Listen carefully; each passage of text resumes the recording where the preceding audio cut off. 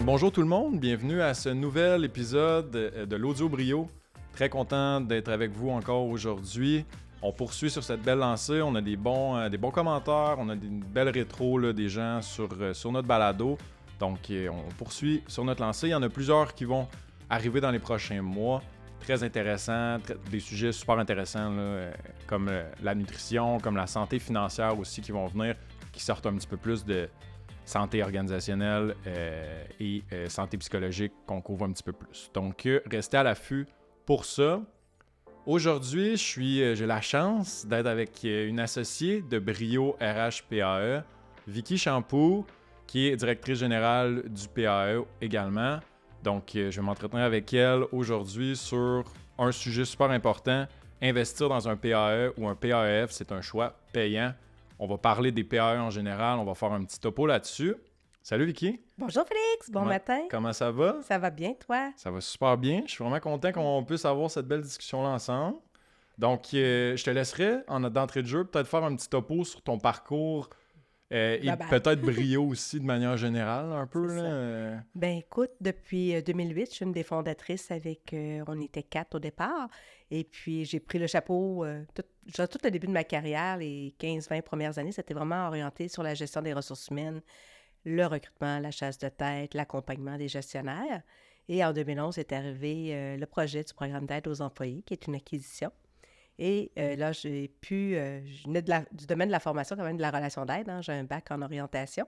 Et j'ai sauté à 2 pieds joints dans le volet du programme d'aide aux employés. Au départ aussi, je me suis beaucoup formée dans tout ce qui est post-trauma incident critique. C'était pour moi une grande curiosité. Puis j'aime le petit côté adrénaline que ça nécessite de partir sur le terrain, d'arriver dans une situation où les gens sont souvent en vigilance. Puis où on est désorganisé. Fait que ça, c'est un volet que j'aimais beaucoup d'apporter, le côté rassurant, accompagnement, la gestion du plan de communication et autres. Fait que ça, c'était vraiment les départs. Puis, tu sais, même faire un petit topo, même si on est toujours dans le programme d'aide, de 2011 à aujourd'hui, ça a quand même évolué beaucoup, je pense, le volet de la santé psychologique. On a pu le voir pendant la pandémie. Je pense qu'on commence à ouvrir davantage les échanges là-dessus. Puis, tu sais, un développement aussi, quand tu sais, Brio PAE, c'est plus qu'un PAE aussi. Là. Tu sais, on a une variété. Tu parlais de post-trauma, ça m'a fait penser à ça. Tu sais, les gens nous connaissent pour le PAE, mais on a d'autres aussi services connexes un peu. Là. Bien, effectivement, tu sais, je pense qu'on est. Des fois, je dis, quand je dis des fois, on est un PAE, qu'on est un outil de gestion, les gens se disent, oui, mais là, la gestion, c'est faire employeur. Je dis, non, je pense qu'on est la zone la plus neutre entre l'employeur et l'employé. Donc, on dirait que naturellement, mettons, les dossiers de médiation, conciliation vont nous être référés autant par la demande d'un employé qu'un employeur. Fait que de déployer la démarche d'aide devient comme naturel. Puis on va avoir aussi, par le fait même, tout ce qui est l'évaluation du potentiel, parce qu'on va faire du coaching de gestion. Les gestionnaires vont venir chercher du support, mais parfois, ils ont besoin d'un accompagnement à plus long terme. Fait que support aux gestionnaires, le coaching, la médiation, la gestion de conflits. On a un beau département de formation que tu supportes Ben aussi. oui, absolument. Un beau département de formation. Fait que, tu sais, on a quand même une belle... Mise à part le PAE, on a quand même une belle variété de services. C'est ça. Ben, tu sais, on a des clients qui ont d'autres programmes d'aide, mais qui vont venir vraiment pour nos services complémentaires, qui vont, à la limite, acheter une petite banque d'heures pour partir parce qu'ils ont besoin de l'ensemble des autres services qui ne sont pas, des fois, déployés là, dans les grandes organisations. Absolument. Donc, on part là-dessus. Ben oui. On fait un petit topo. Écoute, pour les gens la majorité des gens, j'imagine, qui nous écoutent vont connaître c'est quoi un PAE, mais on va quand même faire une petite présentation générale. Un petit cours 101. Petit cours 101, PAE, PAEF dans notre cas, PAEM aussi pour certains clients. Fait que fais-nous un topo un peu, c'est quoi un PAE? Dans le fond, les gens, quand ils voient l'abréviation, c'est drôle parce qu'il y en a qui vont dire « Ah, c'est-tu PAS, c'est-tu ça? » Puis c'est vrai que c'est pas tant connu. Donc, un programme PAE, c'est Programme d'aide aux employés. Lorsqu'on rajoute la variante F, c'est qu'on va aller toucher aussi le volet familial. Il y a des organisations, quand ils commencent, l'investissement est quand même important, fait qu'ils vont décider des fois de l'offrir qu'à l'employé. On va prendre le temps de voir un petit peu comment la demande va se développer. C'est quoi les besoins de l'organisation pour passer au PAEF? Mais je dirais quand même, d'entrée de jeu, la majorité vont opter pour un programme d'aide aux employés et à la famille. Si on voit programme d'aide avec un M, PAM, c'est programme d'aide aux membres.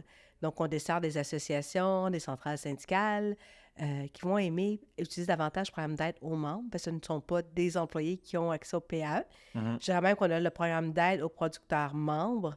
On touche le volet agricole avec tout près de 3000, 4000, même peut-être près du 4000 producteurs membres et associés. Fait qu'on dessert le milieu agricole également. Puis on a la chance d'avoir un programme d'aide aux joueurs. On dessert une des lignes de junior majeur du Québec, Absolument. où on est leur programme d'aide aux joueurs, bien qu'ils ont des services à l'interne dans l'organisation. Ils se rendaient compte que parfois, il pouvait avoir des zones grises dans les services. Fait que pour eux, c'était important d'avoir un service de proximité. Puis à chaque année, on a l'occasion d'aller rencontrer les joueurs, d'échanger avec eux, de parler de leur réalité. Hein, ils sont loin de leur famille, ils sont loin de tout. Fait que c'est pas mal les volets qu'on va toucher dans l'ensemble des services du programme d'aide. Super. Puis quand on dit que c'est un choix payant, tu sais, souvent, ben, tu sais, c'est considéré comme un avantage social, puis tu en as parlé rapidement. Mais tu sais, nous, notre vision chez Brio, c'est plus que c'est un outil de gestion. Oui. C'est vraiment ça notre vision. Tu peux-tu juste élaborer un petit peu là-dessus? Oui, souvent quand que je parlais avec les gestionnaires, surtout ceux qui sont peut-être dans la démarche initiale ou même certains qui vont changer, on a la chance d'avoir des clients qui ont vraiment une culture de prévention, qui ont un intérêt ou qui sont sensibles à la santé psychologique des travailleurs. Donc, je vais souvent dire, les employeurs vont dire, bien écoute, je suis venue chercher l'information, je vais faire un sondage auprès de mes employés, je vais leur demander s'ils veulent ça un programme d'aide aux employés. Et généralement, je vais dire que dans les sondages, même si on dit que généralement les gens sont maintenant plus à l'affût que ça, il reste quand même que ça ne ressort pas tant que ça que les gens veulent un programme d'aide. Si tu leur donnes la préférence de choisir le programme d'aide ou une augmentation de 50 sous de dollars, ils vont probablement choisir 50 sous. Par contre, la réalité, c'est quand ton employé ne va pas bien, puis que là, il a besoin d'aide, toi, comme gestionnaire, tu vois qu'il vit une période de déséquilibre, mais là, tu n'as pas de programme d'aide, fait que tu n'as pas d'outils pour t'aider à le référer. Tu peux lui parler, dire, va au CLSC, va à 811 option 2, mais il reste que de ne pas avoir cette offre-là pour un employé qui ne va pas bien, c'est un petit peu comme dire, bien, prends-toi en charge, mais paye pour le service. Tu sais, c'est ça. Puis, de le magasiner comme une assurance... Tu sais, moi, je dis à l'employeur, si tu le magasines comme une assurance collective, c'est qu'à quelque part, il va rester une dépense aussi parce qu'il y a des données que tu n'auras peut-être pas accès, comme les rapports statistiques. C'est un employé qui a une préoccupation, des fois, tu n'auras pas une ligne directe. Ouais. Et l'autre chose aussi, c'est parce qu'il y a quand même, au-delà de le magasiner comme une assurance collective, il y a aussi la tendance de le rentrer dans l'assurance collective, qui est encore peut-être une autre étape qui complexifie les demandes, c'est-à-dire que dans l'assurance collective, pour être éligible, la majorité des gens doivent avoir travaillé 3 mois, ou des fois 6 mois de probation. Fait que là, tu te retrouves avec des employés, on l'a vu beaucoup avec la pandémie, les gens changeaient de travail, arrivaient dans une situation peut-être plus de troubles d'adaptation. Ils changeaient de travail parce qu'ils étaient plus bien dans ce qu'ils faisaient. Ils se remettaient en question. Des fois, la famille, le couple allait bien. Fait qu'ils disaient, bien, je vais changer de travail, je vais voir si ça va aller mieux. Et là, ils arrivaient dans l'organisation et l'énergie que ça prend pour s'adapter, au-delà de l'adrénaline de la nouveauté, quand on rentrait dans tout ce que ça demande de rentrer dans un nouveau travail, bien, les gens se rendaient compte que finalement, c'était plus une condition de santé psychologique. Exact. Et là, ils quittaient l'employeur parce qu'ils n'étaient pas aptes à faire leur prestation de travail. Puis il n'y avait pas de service en place au jour 1 quand il est arrivé. Oui. Puis l'autre enjeu aussi, on pense au gestionnaire que lui, il y a un employé qui va pas bien, il est 11 h le soir. L'employé dit, écoute, je suis pas sûre d'être là demain matin. OK. Ben, t'as un peu, j'ai des ressources d'aide. Mais là, le gestionnaire, il ne prendra pas pour acquis que lui, ça fait que 3 mois ou l'autre, ça fait 6 mois. Ça. Fait que nous, souvent, ce qu'on va recommander, c'est même de mettre l'admissibilité dès le jour 1. Si vraiment on veut développer un ADN de prévention en santé psychologique, si on veut avoir une culture de mieux-être au travail, bien, ça devrait être dans les bonnes pratiques. Absolument.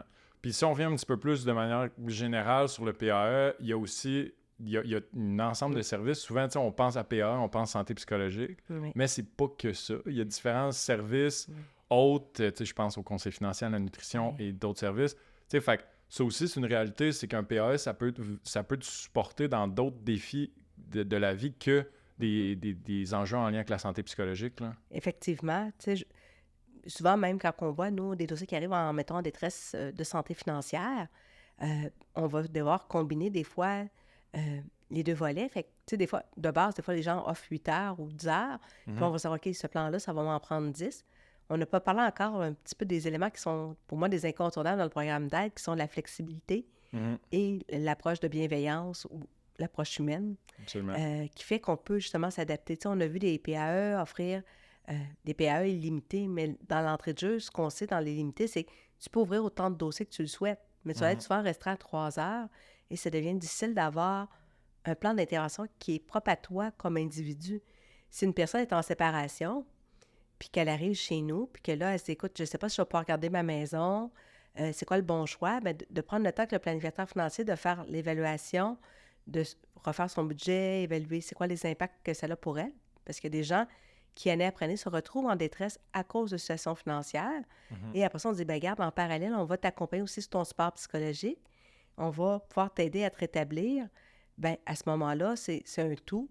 Puis ça permet d'avoir un plan qui est propre à chaque individu qui fait une demande. Absolument. Et je pense que c'est ça qu'il faut travailler à bord et avant tout dans un programme d'aide, c'est de ne pas offrir une offre globale, mais une offre individualisée. Et ça, même si on dessert 80 000 employés, moi, je me dis, je voudrais que chaque employé qui appelle chez nous, ou chaque gestionnaire qui appelle, sente que c'est le seul appel qu'on a traité dans notre journée. Exact. Et qui est, pas juste qu'il sente, mais dans le fond, il est important pour nous. Mais je veux qu'il puisse le ressentir, cette importance-là qu'il a. Absolument. Puis, si on parle de pourquoi, ben c'est quoi les objectifs derrière un PAE? D'un point de vue, on parle d'un choix payant, le PAE. Qu'est-ce qui est payant pour l'employeur d'adhérer à un PAE? Je veux dire qu'il y a des conditions pour que ça devienne rentable. Ouais. On a vu longtemps, les assurances nous donnaient comme données d'utilisation du programme d'aide que c'était entre 6 et 8 Nous, ce qu'on a constaté quand je suis arrivée en 2011, on a beaucoup regardé l'évolution, j'ai regardé le marché, je me suis quand même formée beaucoup dans ce domaine-là. Et à travers le temps, je me dis, bien, écoute, 6 à 8 d'utilisation d'un programme d'aide, est-ce que ça fait du sens quand on sait que les données ne s'entendent pas, là? Il y a une donnée avec Santé Canada qui parle de 20 des employés seraient en situation de détresse psychologique, alors que globalement, on entend souvent plus parler du 30 Ce qu'on a pu constater à travers le temps, puis ce qui fait quand même du sens pour moi, c'est quand on réussit à chercher un taux d'utilisation de 15 à 23 chez nos employés, on va agir de façon plus préventive. 30 du référencement vont venir souvent entre les collègues. Fait que là, on va avoir vraiment un impact de prévention sur l'état de santé psychologique. Il faut quand même aussi faire attention. Tantôt, je te disais, bien, si on a un PAE illimité, tu peux ouvrir autant de dossiers que tu veux. Fait que peut-être que ton PAE est à 15 d'utilisation, mais est-ce que c'est un vrai 15 nous, on a même choisi que quand les gens venaient en couple, on n'ouvre pas nécessairement 2 dossiers, c'est une demande qui combine le couple. Fait que, tu sais, il y a aussi des données qui sont un petit peu biaisées qu'il faut faire attention. Lorsque l'employeur va aller chercher un taux d'utilisation qu'on appelle optimal, ce qu'il va voir, c'est qu'on va avoir des fois des défis associés, mettons, à la dépendance, deuil, dépression, trauma, troubles d'adaptation et épuisement. Et là, on va regarder parmi ces dossiers-là combien sont en invalidité au moment de leur demande initiale. Et c'est de cette façon-là qu'on va aller chercher notre retour sur investissement direct. C'est-à-dire qu'on va dire à l'employeur, écoute, tu as 3 personnes en dépression, tu en as 2 en épuisement et j'en ai 2 en dépendance. Selon nous, ce sont des motifs raisonnables qui auraient pu conduire à l'arrêt si vous n'aviez pas eu de PAE. Le fait d'avoir un PAE, ça ne veut pas dire que la personne après n'est pas allée vers un arrêt de travail, mais vu que la démarche d'aide est déjà là, ça va faciliter probablement le retour. Et ça, vraiment, quand les gens ont une assurance invalidique courte durée et qu'ils vont voir leurs données, ils vont rapidement me dire, après 6 mois, 1 an, qu'ils voient déjà des impacts et les assureurs sont en mesure de le constater. Fait que c'est pas juste « ah, je sens que », mais c'est vraiment appuyé par des faits. Le côté médication, des fois, on nous dit « Vicky, tu peux-tu te pencher sur les données statistiques de l'employeur? » Moi, je pense que c'est plus du long terme. On va parler d'un horizon plus de 3 ans avant d'avoir un impact. Mais c'est ça. Puis il y a un volet qui est quand même intéressant, même avec le programme d'aide, c'est de travailler le présentéisme thérapeutique. On va revenir avec le sujet peut-être plus tard, parce que c'est vraiment un sujet qui me passionne, puis je sais qu'on a un petit projet de colloque en mai. Absolument. Mais le fait d'avoir le programme d'aide, d'ouvrir le dialogue entre l'employeur et l'employé, à se nommer les choses, puis à revoir des fois la prestation de travail, ça permet des fois de, maintenir au travail un employé qui n'est peut-être pas optimal, mais que le fait de travailler va l'aider à se rétablir. Par exemple, si moi je me sépare, je souffre d'isolement, puis que mon médecin me donne un billet médical d'arrêt, est-ce que c'est aidant? Est-ce que je vais vraiment me rétablir plus vite et plus rapidement en étant à la maison seule? Ou en travaillant 30 ou 32 heures semaine, je vais finalement mieux me rétablir? Exact. Puis, évidemment, tu sais, dans l'optique générale d'un PAE, là, on parle de brio un petit peu plus précisément. C'est quoi un peu les atouts principaux que Brio va avoir sur d'autres PAE sur le marché en ce moment? Je dirais qu'actuellement, ce qu'on entend principalement, c'est le présentéisme. D'offrir, pas le présentéisme, mais la capacité d'aller consulter en présentiel. C'est quelque chose qui s'est perdu avec la pandémie. Je pense que c'était un bel argument des fois de dire aux intervenants, on va vous payer un petit peu moins cher, mais vous allez faire que du virtuel, vous n'aurez plus de bureau à payer. on a décidé, nous, de ne pas aller dans cette direction-là parce qu'on sentait qu'il y avait des besoins. Je vais toujours me rappeler, un moment donné, on se retrouve avec un enfant qui a vécu un drame familial, Mhm. qui avait besoin d'être accompagné. C'est quelque chose qui ne se fait pas en virtuel. Fait que la nécessité a toujours été là de poursuivre le présentiel. Pendant la pandémie, on a réussi à maintenir 85 %. Aujourd'hui, on laisse le choix à l'employé entre le présentiel, le Teams, le téléphone. C'est 90 % des gens qui vont choisir de venir, je dirais en mode hybride. On dirait C'est là, ça. ça s'est vraiment développé comme le télétravail. C'est-à-dire qu'il y en a qui vont me Exact. dire, ben Vicky, moi, je vais faire ma première rencontre. Si ça clique, après ça, la relation de confiance est comme établie. Je vais faire mes rencontres en virtuel. Absolument. Puis tu as l'autre équipe qui dit, ben moi, je vais faire la première rencontre en virtuel. Puis si ça clique bien, je vais aller le voir en présentiel. Exact. Parce Fait que que, là, j'aurais pas perdu mon temps, puis je vais savoir que c'est bon. Ça, c'est une première chose. Je pense aussi que ça prend de la flexibilité. On ne pourra pas avoir un plan d'intervention pour une séparation qui va être le même pour tous. Il faut aussi, souvent, je dis aux gens, c'est le fun, les beaux formulaires web, c'est le fun, mais ça a sa limite. Je pense encore que même l'intelligence artificielle qui peut venir chercher un peu les émotions, des fois même sur une ligne téléphonique, absolument. il reste qu'on a encore des défis. Puis je pense que de parler de humain à humain, on peut sentir des choses, on peut poser des questions, on peut bonifier l'offre. Ouais. Fait que ce contact-là humain reste important. C'est drôle à dire. Il y a bien des gens qui n'ont même plus de ligne téléphonique pour accéder au Exactement. PAE. Exact. Fait que là, tu as des embûches avec la plateforme, tu as des embûches, puis tu n'es pas capable. Puis tu sais, on est un PAE plus traditionnel dans notre approche, mais je pense que ça a tout son sens dans le domaine où on travaille, qui est Ouais. humain et qui est... Tu sais, on a une approche plus traditionnelle, mais qui fonctionne, puis on sait qu'il y a nos clients, puis ça donne des bons résultats dans notre domaine. Là. Effectivement. Tu sais, moi, je trouve qu'un des beaux compliments que j'ai eu d'une directrice ressources humaines à un moment donné qui arrivait plus à la fin de la carrière, elle m'a dit, Vicky, parmi tous les programmes d'aide que j'ai travaillé au cours de ma carrière, je n'ai jamais travaillé avec un programme d'aide comme Brio, où vous êtes toujours là en appui, vous êtes toujours là pour nous accompagner, vous êtes là pour nous faire réfléchir, vous êtes là pour nous emmener plus loin dans notre réflexion. Puis, à quelque part, on sait qu'en dedans de 3 heures, il arrive quelque chose de majeur. Vous allez être chez nous, en train de prendre soin de notre équipe, en train de prendre soin de nous et de nous ramener à l'ordre s'il y a des choses qu'on a manquées. Puis, je pense quand même que c'est quelque chose d'important. Absolument. Puis, je voulais parler quand même un peu de la méthode, tu sais, pour revenir plus généralement au PAE, les différentes méthodes. Comment ça peut coûter? C'est quoi la structure de coût d'un PAE? Que ce soit Brio ou d'autres, là, comment ça fonctionne? Chez nous, on fonctionne vraiment à l'heure. C'est-à-dire qu'on a préféré de ne pas aller avec un coût par employé par mois. La raison est simple, c'est que dès les premières années, on l'a fait pendant les 2-3 premières années. Et ce que j'ai constaté, comme je te disais tantôt, c'est comment on calcule le pourcentage. Les clients n'ont aucun contrôle là-dessus. Exact. Et on va mettre un barème d'heures dans notre estimation, nombre d'heures par dossier. Fait que je ne voudrais pas le dépasser. Est-ce que je travaille dans l'intérêt de l'individu? Peut-être pas, hein? Si tu viens consulter, puis toi, ça t'en prend 5, ou je ne sais pas, tu souffres de troubles anxieux ou tu as une dépression majeure, je veux savoir que je m'en vais vers de la thérapie cognitivo-comportementale et, en général, tu vas avoir besoin de 8 à 12 rencontres. Je suis bien mieux de travailler avec un plan global, initial, donner de la latitude à notre professionnel pour qu'il puisse travailler avec toi le meilleur plan de match et que tu ne sois pas juste gérer la crise. Exact. Ça l'a même changé. Tu sais, au début, quand on est arrivé, c'était vraiment l'approche courte et brève. On parle de 3 à 5 rencontres. Et à travers le temps, on a vu évoluer. Où c'est que le coût des assurances collectives qui ont augmenté, les gens avant ça disaient, ben oui, j'offre une assurance collective. Est-ce que l'employé, une fois qu'il a vu le psychologue ou le travailleur social chez le Brio, bien, qu'il passe à l'assurance collective? Aujourd'hui, je leur fais faire l'exercice et la majorité va aimer mieux bonifier le programme d'aide aux employés pour offrir plus d'heures directement, même pour pas complexifier la démarche. Absolument. L'autre chose qui est importante dans la structure de coûts, ça peut paraître banal, mais dans l'accueil du téléphone, généralement, les gens vont avoir une demi-heure de service offert sans frais. Et à partir de là, on va partir le petit minuteur qui va faire qu'on va enlever des heures à l'employé. Chez nous, on a décidé vraiment d'offrir une approche de qualité dans l'accueil, dans la prise en charge. Fait qu'on appelle ça notre trajectoire d'urgence, la trajectoire rouge, où l'employé qui appelle, qui prenne 1 heure, 1 heure et demie, on n'enlèvera jamais de temps et ce sera une action qui n'est pas facturée non plus au client. C'est une qualité de prise en charge et s'il faut, pendant quelques semaines, quelques mois, on va assurer un suivi avec l'employé, même si l'aide d'un thérapeute est déjà en place. Parfois, c'est juste une personne qui a de l'anxiété, par exemple, d'une semaine à l'autre, je peux vous dire que le séjour en 2 rendez-vous peut être long quand on vit de l'anxiété. Ben oui. Fait que d'assurer des fois de dire, écoute, je vais te rappeler ou tu peux me rappeler ou tu peux me texter. Déjà ça va apaiser la personne. Une personne qui vit de la solitude, par exemple, on est proche de Noël, séparation, bien, ça se peut qu'elle ait besoin que j'appelle aux 2 jours pendant le temps des fêtes pour prendre de ses nouvelles puis sentir qu'elle compte pour quelqu'un.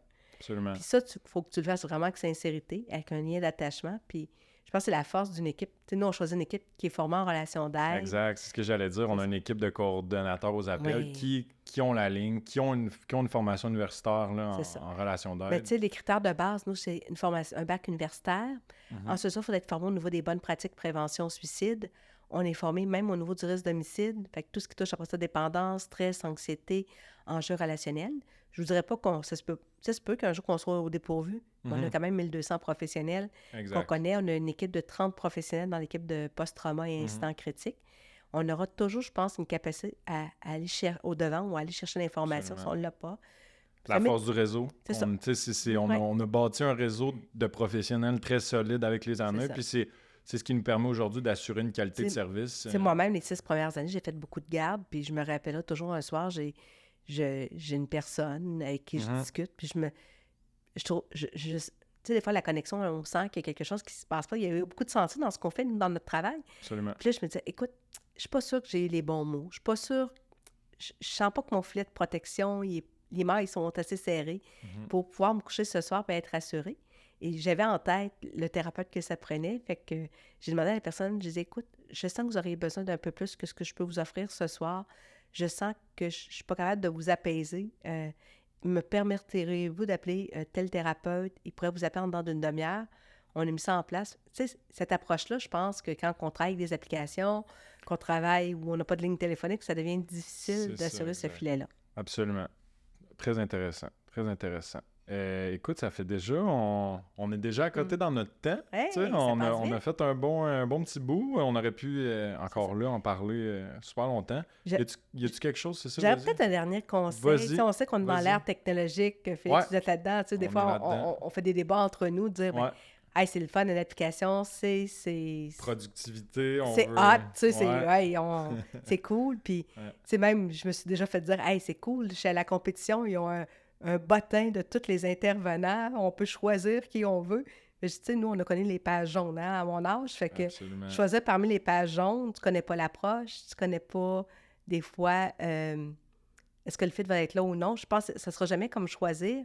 Et l'enjeu de l'application, ce qu'on constate, quand on va chez des clients qui ont fait un changement de nom PA à nous, ils vont souvent nous dire, bien, l'enjeu, c'est que le taux d'installation, il était de 20 ou 25 Puis l'employé, la journée où il y a de la détresse, où là, il en aurait besoin, de faire cette démarche-là, ça va venir juste rendre plus complexe l'accès à l'aide. Fait que je dirais toujours, hey, soyez vigilants, assurez-vous que vous avez le plus de modes d'accès au programme d'aide aux employés. Je ne dirais pas qu'on n'ira jamais vers là, peut-être à cause de la poussée de l'intelligence artificielle qui est un petit peu plus facile à intégrer, mais d'avoir quand même toutes les options possibles, que ce soit téléphonique, que ce soit via un site Internet qui se module comme celui qu'on a fait, où tu n'as même pas de code d'accès à rentrer. Exact. Et finalement, éventuellement, peut-être une application, mais je pense qu'il faut garder le plus de façons possibles de nous rejoindre pour que ça réponde aux enjeux.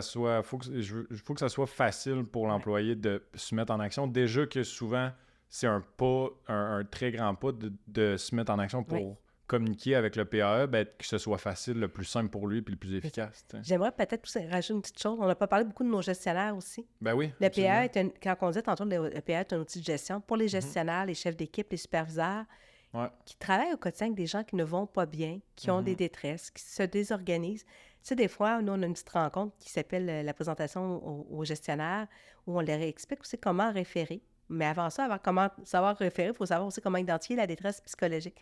Et je dirais que cette formation-là, nous, on la met d'emblée obligatoire dans nos organisations, ou du moins, on la recommande fortement que les employeurs la déploient auprès de leurs gestionnaires parce qu'on sait qu'ils ont aussi une grande charge émotionnelle. Les enjeux de gestion sont complexes. Des fois, c'est des gestionnaires de premier niveau, ils sont à leur première expérience. Donc, c'est là qu'on va aussi venir alléger le travail de nos gestionnaires et peut-être assurer une meilleure rétention de ces gens-là dans notre équipe. Super intéressant. Moi, je rajouterais quelque chose. Pas grave si on dépasse, regarde. Okay. Mais il y a un point qui, en tout cas, je trouvais important qu'on parle, les fameux psychologues. Oui. Tu sais, c'est un enjeu en tout cas, de tous les jours. Fait que, peux-tu nous parler un peu, premièrement, c'est quoi ta vision par rapport à ça, puis la disponibilité qui est plus difficile, veux pas, des psychologues? Il y a un enjeu, c'est un sujet qui est quand même crucial, qui est important. Chez nous, ça représente à peu près 16 % de l'ensemble des thérapeutes. On a eu la chance d'être évalué 2 fois par l'Association des psychologues du Québec et d'être en termes de premier rang où il y avait le moins d'insatisfaction pour eux de collaborer avec nous. Elle n'a pas été refaite depuis 2019. En tout cas, durant mes dernières recherches, je ne démontre pas qu'elle a été refaite depuis 2019. Ce qu'on constate, c'est plate, c'est dommage, parce que quand on regarde, tu sais, après chaque personne qui vient consulter, on envoie un petit questionnaire d'appréciation des services. Et ce qu'on a pu constater à travers 2011 à aujourd'hui, c'est que l'employé qui fait confiance à l'équipe de Brio pour référer son dossier vers le bon thérapeute va souvent vivre une meilleure expérience que la personne qui arrive qui dit « Moi, je veux un psychologue ». Qui se braque sur son idée. C'est ça. Puis, tu sais, on a un enjeu avec les médecins, on a un enjeu avec les ordonnances de la cour. Ouais. Tu sais, je donne un exemple, le juge t'ordonne que ça te prend un professionnel X, par exemple, ça nous est arrivé dans une urgence, ça prend un psychologue spécialisé, admettons, pour une femme étant victime d'abus. Ouais. Mais là, on arrive avec ce dossier-là, puis là, on se met à faire la recherche et on se rend compte que dans la région, par exemple, il y a 2 psychologues qui font du privé. Puis parmi ces 2-là, des fois, ils ne font pas nécessairement de pratique d'intervention individuelle. Exact. Des fois, même les demandes qui nous arrivent sont irréalistes. On ne peut pas, des fois par la voie publique peut-être, mais pas par la voie privée. Exact. Et ce qu'on dit toujours, c'est que l'expertise devrait prévaloir sur le besoin. Le plus bel exemple que je donne, souvent, je parle de Drummondville, hein, on a 32 thérapeutes. Fait que toi, tu arrives, Félix, tu dis « Hey, moi, là, je vis de l'anxiété. » Bien, je dis « Félix, écoute, j'ai 20 thérapeutes qui ont développé une expertise avec l'anxiété. Est-ce que tu as déjà essayé? Qu'est-ce que tu as essayé? As-tu essayé de l'art-thérapie? As-tu été en hypnose? As-tu une préférence homme-femme? » On s'entend que je peux faire un choix. Quelqu'un qui arrive et dit « Vicky, je travaille avec un psychologue ou un psychothérapeute, j'en ai 5. » Là, j'oserais peut-être même pas lui demander s'il veut un homme ou une femme, parce que s'il me dit « Je veux un homme, j'en ai 2. » Et là, je suis rendue espérer que la personne travaille l'anxiété. C'est ça, exact. Fait que, on a eu à s'éduquer. Moi, je suis arrivée en 2011, je viens du domaine de la relation d'aide et je ne connaissais pas les distinctions. On a quand même rencontré plusieurs de nos psychologues à qui on a demandé, bien, on sait que vous pouvez aussi tout faire. Vous pouvez faire de l'approche psychoéducative, vous pouvez travailler sur plein de volets, vous pouvez travailler l'anxiété, le stress, le deuil, mais à quel moment vous avez une valeur ajoutée? Et souvent, ils nous ont dit, c'est justement quand on n'est plus dans l'approche psychoéducative, c'est quand on va travailler la partie invisible d'un iceberg au niveau des émotions, quand on n'est plus capable de verbaliser, de mettre des mots, de comprendre le mal-être qui est tellement profond qu'on a tout essayé, mais qu'on n'est pas capable de sortir de cette zone-là. Mais là, oui, effectivement, on va aller recommander la psychothérapie pour aller travailler ça. Mais si je viens travailler pour le deuil et autres, puis encore dernièrement, on avait une demande, par exemple, psychologue couple. Il y en a au Québec qui en font. Mais on sait que les thérapeutes conjugaux et familiaux, hein, même François l'a nommé dans son dernier audio, ce sont les travailleurs sociaux. Absolument. Donc, pouvons-nous utiliser la spécialité et autres? Puis c'est toujours un petit peu un choix déchirant parce que quand l'employé arrive, il est tellement convaincu que ça y prend un psychologue que toi, tu sens comme si tu voulais le convaincre du contraire parce que tu sais que tu n'en as pas gros, mais c'est pas tant ça. Il faut quand même se rappeler qu'au Québec, il y a 4000 psychologues en pratique privée. Chez Brio, on a 1200 professionnels. Fait que j'ai toujours aux clients, je pense qu'on a encore une marge de manœuvre pour poursuivre nos efforts de recrutement. On a la chance de leur offrir de la formation, des journées des intervenants, d'offrir de la formation. On a réajusté quand même nos taux horaires. Quand le gouvernement ajuste des services, ça a un impact sur l'ensemble de la tarification horaire. Hein. Des fois, on ne fait pas un bon de 5 mais on en fait un bon de 25 dans une année. Ouais. C'est tout ça, c'est de rester alerte puis d'avoir une équipe le plus multidisciplinaire possible. Exact. Puis se référer au coordonnateur dans notre cas ou aux personnes qui, leur faire confiance sur le choix du professionnel. Puis de notre côté, continuer à bâtir notre réseau malgré qu'il soit déjà très bien. C'est un effort de tous les jours. Là, Puis avec l'équité, diversité, inclusion, il faut travailler aussi même au niveau des langues. On a des demandes même d'être capable, des fois, les thérapeutes qui acceptent d'identifier leur religion. Parce qu'il y a des gens qui pourraient dire, moi, écoute, je suis d'origine musulmane, puis je voudrais consulter un thérapeute qui comprend cette réalité-là. Fait qu'on arrive avec des demandes encore de plus en plus pointues également. Écoute, on se laisse là-dessus. Merci à toi. Fait que si, écoutez, vous avez d'autres questions, c'est sûr, vous voulez échanger par rapport à possiblement intégrer un PAE chez vous, vous allez voir le numéro et le site web s'afficher à l'écran. Vous pouvez communiquer avec nous. Ça va nous faire plaisir de discuter, en fait, de ça avec vous, voir si c'est quelque chose qui peut correspondre à vos besoins. Donc, merci beaucoup. Merci, Vicky, d'avoir été là. Sinon, vous pouvez aller écouter aussi. On a beaucoup de balados déjà en ligne. Donc, si ce n'est pas déjà fait, vous pouvez aller les écouter. Spotify, YouTube, on est partout sur les plateformes de balado diffusion. Sinon, meilleure façon de nous suivre, réseaux sociaux, c'est incontesté. Facebook, LinkedIn, Instagram, c'est pas mal nos plateformes de choix. Merci encore. Je vous souhaite une très belle fin de journée.